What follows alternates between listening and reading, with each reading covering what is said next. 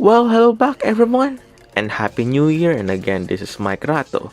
And for today, we're going to have a what if episode, which we talk about what if Roman Reigns never won the Royal Rumble in 2015, while instead he's gonna be on the final 6 or final 4 in that match. And yeah, well, why? Because it is to prevent the same outcome as in real life. Well, because he was booed in the match. And if you think about it, if you let him on the final 2, it will have the same result and him being booed in the match. So yeah, let's change things. Roman Reigns was eliminated in that match by the eventual winner, Daniel Bryan.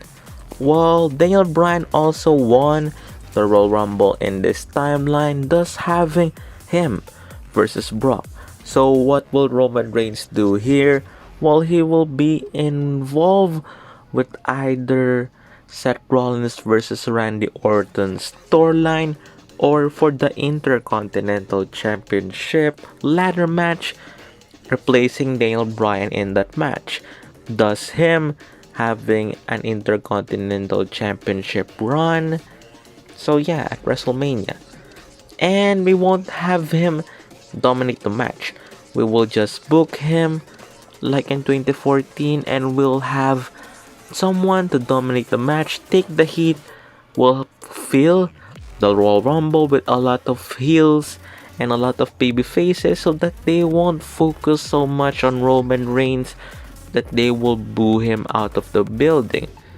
Well, since people wanted Daniel Bryan to main event WrestleMania 31 just like in WrestleMania 30 and have him that match, have Daniel Bryan will compete in that match with also Brock Lesnar taking care of his opponent, and yeah, they were preventing that much on his neck bumps.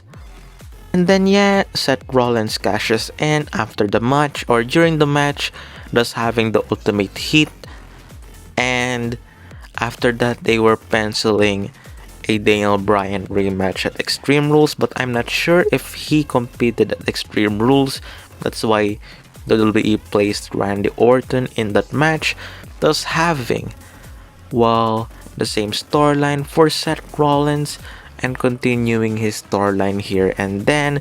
And as for Roman Reigns, while he was in the Intercontinental Championship run, which he will have an open challenge just like John Cena by this point, and he will actually elevate the mid-card status, and he will actually made his matches here better and awesome and something like that. Though his wrestling abilities are awesome and great, while he will spend more time in the mid-card division so that people will fall in love with his character more, and he will create great matches with a lot of mid-card superstars so that people will actually be amazed on his matches.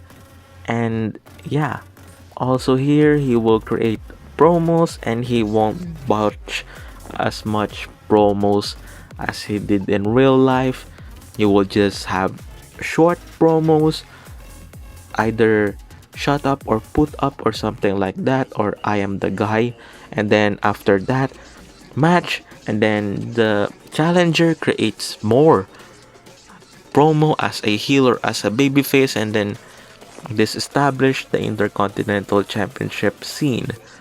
And though he is interacting with the WWE World Heavyweight Champion Seth Rollins in a rivalry, well, we won't put them yet on a unification match or Roman Reigns challenging Seth Rollins for a match.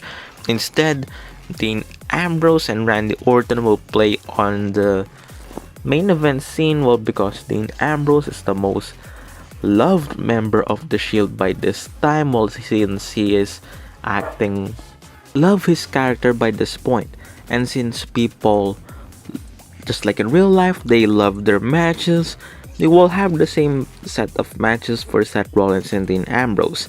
And before Seth Rollins actually became injured in real life, while we will have Roman Reigns drop the title to either Kevin Owens or The Miz, as they actually did dirty stuff to keep Roman Reigns strong even on his loss in the Midgard division. And then the Survivor Series, while tournament happens with same set of challengers, but in the main event scene the same thing happened. Sheamus cashes in on Roman Reigns, thus having his title victory short. Yeah, and but this time we won't help him that much on the card if he's getting booed because of this timeline or he's not. Well, we gave Daniel Bryan his moment, and I'm not sure if there are still heat to Roman at this point of the timeline. And yeah, we will change in another thing, and that is there won't be a win versus your fired match for Roman Reigns for the WWE Championship.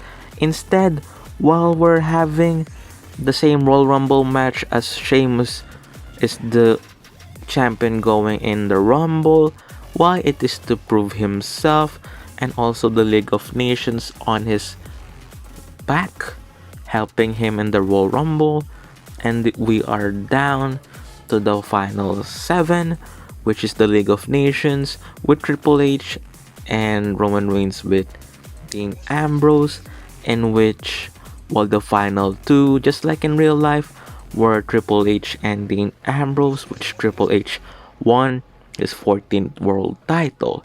And then when he won his 14th world title, well, it's either we go on the real life rivalry for Triple H or and Roman Reigns, or yeah, we put the title on someone else by this point. But I'm not sure to whoever by this point which WWE can put their title to on the road to WrestleMania.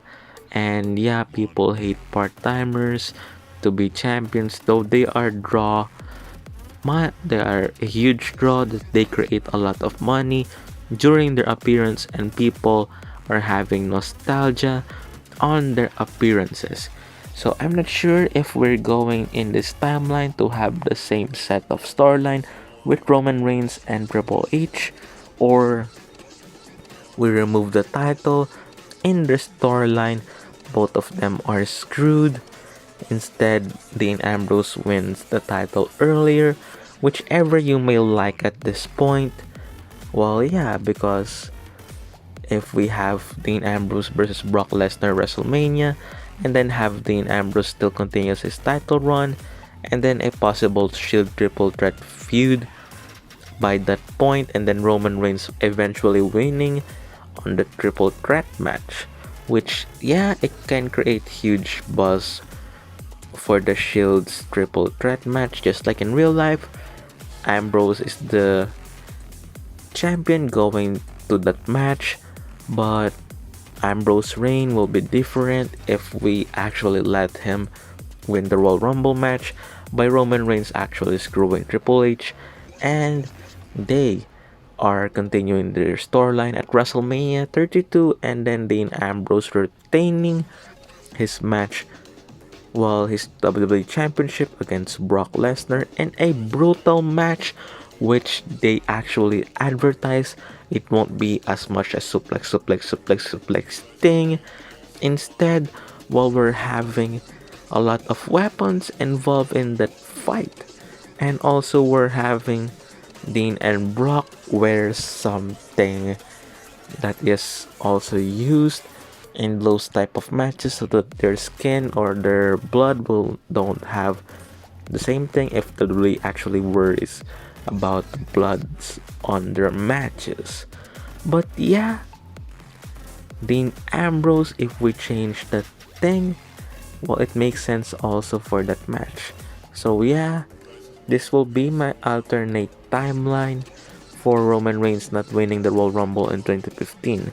I hope you all like it. Like, comment down below, subscribe, share this video, subscribe and subscribe. And again, this is Mikeratto, and I'm thankful for all of you, and Happy New Year to all of you.